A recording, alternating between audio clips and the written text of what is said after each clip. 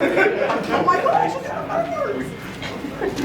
We'll get a few opening comments. And then I was really happy for homecoming and our fan base. I appreciate them coming out. I thought it was a little warmer than we anticipated, but I was certainly proud of our players to start fast, and we got to play a lot of guys. And I thought the guys that came in there in the second half really played to a standard. Anytime you get a shutout, anytime you get that many yards, it's a positive, and we got to play a lot of players. So we're a beat up, banged up football team going into the off week. It's going to be important that we get these guys to heal up. Coach, how did you come out today? Obviously, you saw Ladd get a little shaking up a few other things. How'd you come I think out Ladd's today? fine. He could have gone back. He taped his ankle up. I thought it was worse when it actually happened. He came back and said he could go. Truss is fine. Just walked by him. Coming over here, he's fine. So I guess the only two today. How nice was it to see Eric Gilbert get that touchdown? It was great, man. It was great for the kid, confidence-wise, and just trying to give him something to celebrate and be happy about. I was really happy for him. Same for Blaylock as well. What did you think about Blaylock being? It was a great play. It was a great throw by Stetson on that play. You know, we had gotten ourselves in a third and maybe 7 or 8. It was long, and it was a great throw, great catch, great athleticism by Dom to turn it up there and get the touchdown. What do you feel like allowed Stetson to get in more rhythm downfield today? Well, he made some better throws early. I thought he's played well. He hasn't made all the throws early. That one over the middle to Marcus early really helped him. He had the one high one to Darnell that he threw over the middle. But outside of that, I thought he had good rhythm and did a good job throwing into zones. Kirby, some of the offensive guys said they had a really good week of practice this week. What did you see from them this week, and what allowed them to be so successful today and look like the offense we saw earlier in the year? Well, they had good focus during the week. We had good practices Tuesday, Wednesday. I told the team that afterwards. I thought the maturity in terms of practicing physical and not worrying about who you play, but just have good practices. That does not always equate to playing well, but sometimes you peak too early during the week, and I was worried about that because I thought Wednesday was, man, we got after it Wednesday and had a really good practice. Had good practice Tuesday too, and played well today. Kirby, what do you think about special teams? You know, it looked like you guys flipped the field on punt return in particular. Yeah, I had a couple dumb penalties there, offsetting, and then Keeley blocking the back. But we've been really emphasizing getting better and trying to be more explosive on our units so it can stimulate our offense. And I thought they did a good job today. Kirby, you guys still undefeated at this point. Each win maybe feels a little bit different. What's the biggest lesson you guys have maybe learned throughout the process heading into this bye week? Just keep getting better.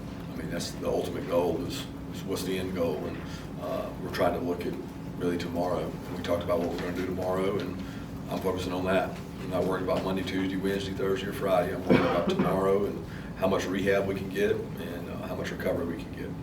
Kirby, a couple questions kind of out of left field. You were a little late coming in. Were you watching the end of it? I was watching it until we jumped in and it came on over when we thought it was going to go to overtime. But I heard as I was walking in, they nailed the field goal. And well, a year ago, you and the Braves were kind of in a tandem here of bringing championships back to Georgia. Now that they're out, can you use them as an example about how fleeting all this is?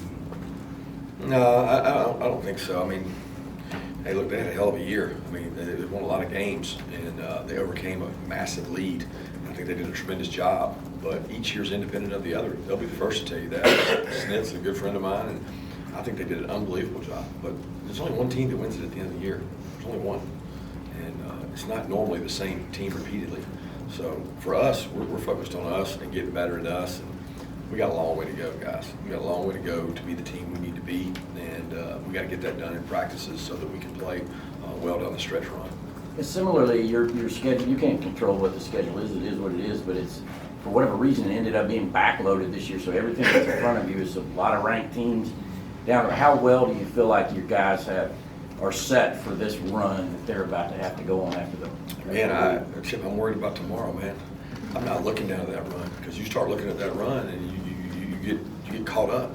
Like I'm looking solely at one thing. It's not Florida. It's not anybody else. It's us.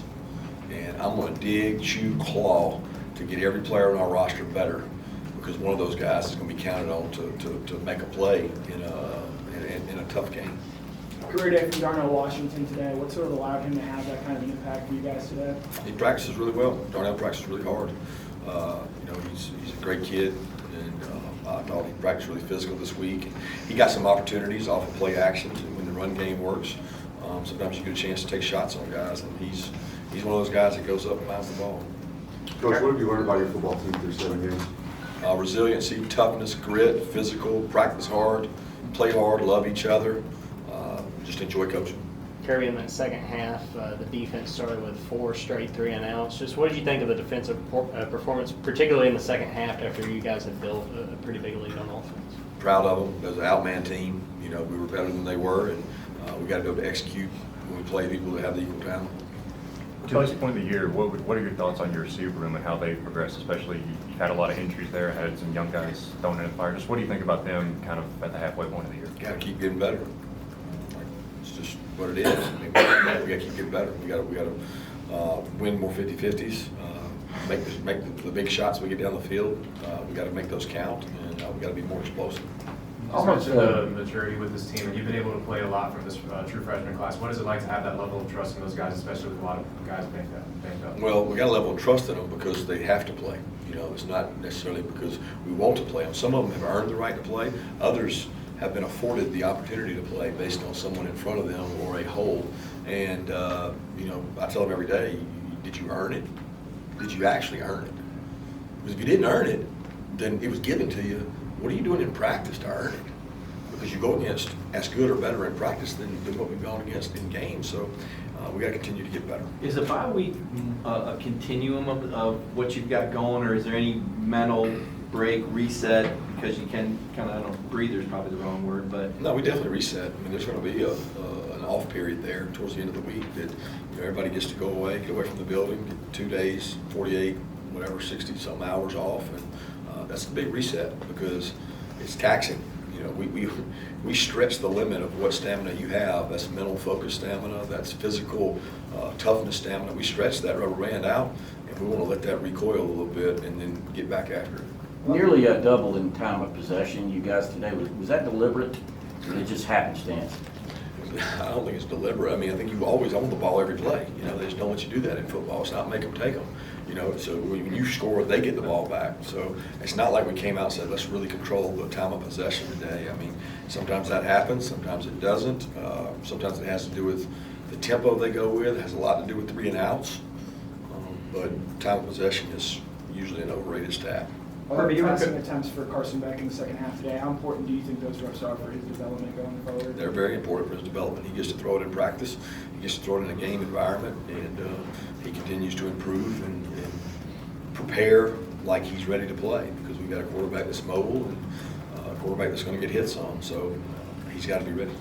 What was your message to Kamari at the end of the first half? I know you took him out. Just communication. He had a communication error. It was not really about the missed tackle. It was about the coverage we were playing, and it's just unfortunate. He's got to do his job a little better. Was that a hold your breath moment for you when Stetson took off running and took that shot on the sideline?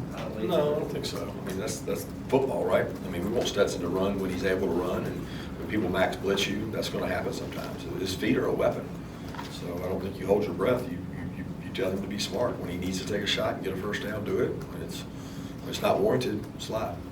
Kirby, no team is state goes through this run healthy, but are you anticipating after an off week that we see a Georgia team as complete as we've seen it since the beginning of the year? No, with some of these guys, I don't know if we'll get them back. I mean, you know, it's nice. There's no like off week that says you magically get everybody back, right? It's a time. Each injury is different. We have to see how they progress, how much pain tolerance they have. You know, I mean, ultimately, some players handle injuries better than others, and I want them all to get better and get well, but it's not realistic to think that all these kids are going to be back by, you know, Florida week. I don't know that. I don't know that we're going to be completely healthy. I don't know that you're ever going to be completely healthy again. So just hopefully we can get more healthy. How close was Smile to being able to go today, and just what have you seen from Ryan playing a bigger role with him? Yeah, Ryan's done a great job. Smile's pushing again. It's more recent because it happened in the Missouri game. I don't know that he was really close today or close this week. So it's one of those deals that continue to treat him and try to get him better. And if he can't, then it's next man up. Dylan Bell had another strong game. Just what has he provided to this receiver room with some of the injuries y'all have had there? Yeah, he's coming out of that freshman a little bit wall. I think he's getting better. He's growing as a player. He's doing things for the second, third, fourth time in a game, and sometimes you start to take on a better personality as you play more and gain confidence in games. We need him to play with more confidence. How much evaluation of guys maybe who haven't been able to get on the field this year will you do during the bye week? A lot. We'll get to see guys. We'll develop guys. I mean, we're working like, hey, our threes may have to play in a game. You know, you never know. You just don't know what's going to happen. And we've seen it this year, really, at inside backer, where guys have got sped up having to go out there and play. And I think the more prep you get, the more reps they get, the more prepared they are. What about Cash Jones? He got in the end zone tonight. Awesome. What was his like recruitment like? And if you remember coming from Texas. Well, I'll be honest with you, Dale did a great job with him. I didn't get to meet Cash much. Dale had talked about him being a preferred walk-on, and he was a really good athlete, really fast. And he said, we got a kid from Texas that wants to come to school, and he's really fast, and he's got some small school offers. But he came, and he didn't flash a lot his first year, but this last year, man, he's been a demon on kickoff. He's really fast. He's elusive. He's tough, smart.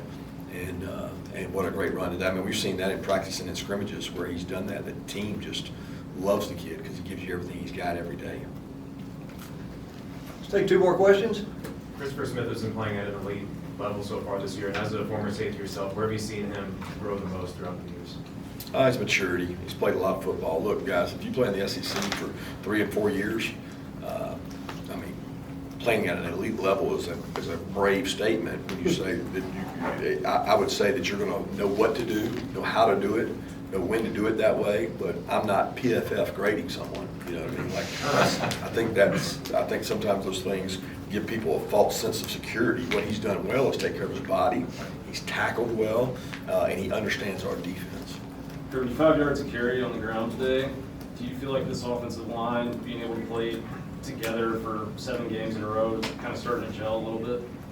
I don't know if it has anything to do with that. I mean, it has something to do with who we play. It has something to do with the function of being able to throw the ball.